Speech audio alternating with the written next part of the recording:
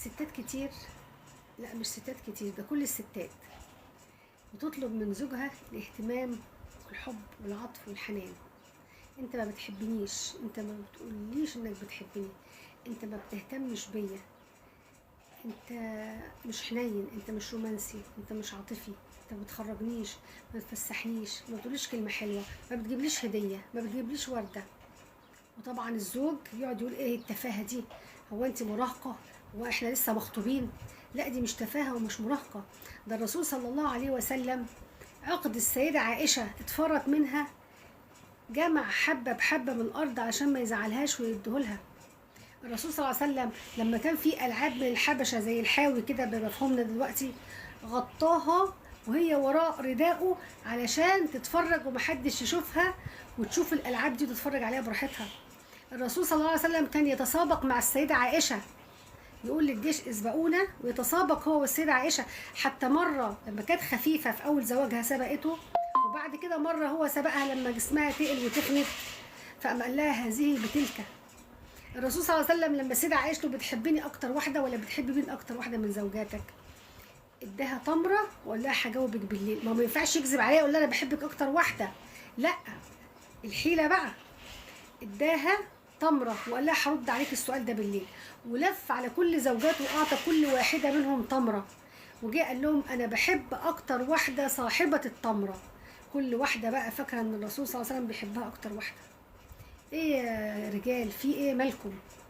الراجل ما تجيش على زوجتك وتقول دي هايفه وعبيطه وعايزاني وعايزه رومانسيه، انا مش فاضلها، انا بشتغل، انا شقيان، انا تعبان، ايه الكلام الفاضي ده؟ لا مش كلام فاضي. ما لو ما سمعتش منك انت كلمه حلوه هتسمعها منين؟ هتشحتها منين الكلمه الحلوه؟ بلاش تقول لها يا سيدي بحبك، قول لها انت مين مزعلك النهارده؟ انا لقيت الورده دي شكلها جميل اشتريتها لك، نفسك في ايه؟ اجيب لك ايه؟ مين مزعلك؟ شوفها متضايقه قول لها اتكلمي، انا سامعك، انا سندك، انا ظهرك، ما تخافيش، اي حاجه عايزاها انا معاكي. انت مطفيه ليه النهارده؟ مين مزعلك؟ النهارده جميله ما شاء الله عليكي، منوره، كل الجمال وبهجه. الكلام الحلو بيكبر الخاطر، مش مع الزوجه، مع الناس كلها، ما بالك لما تكون زوجتك. يعني هي مش هينفع تاخد الكلام ده منك من حد تاني غيرك انت، مش هينفع تسمع الكلام ده او الاهتمام او العطف والحنان ده غير منك انت. هتجيبه منين؟ ده واجبك انت اللي تقوله، انت اللي هتقول لها، ما تستهترش وتقول ده كلام فاضي، انا مش فاضي للحاجات دي عبيطه، دي فاكره نفسها مراهقه، دي فاكره نفسها مخطوبه، دي فاكره نفسها صغيره.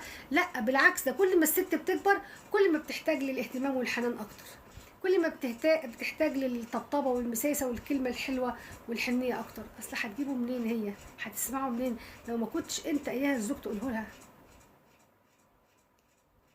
راعوا ربنا سبحانه وتعالى في زوجاتكم، راعوا ربنا سبحانه وتعالى في زوجاتكم. الحب والحنان والاهتمام والعاطفه والحنيه ملهمش سن، بالعكس ده بيزيدوا وبيزيد الاحتياج ليهم كل ما بنكبر.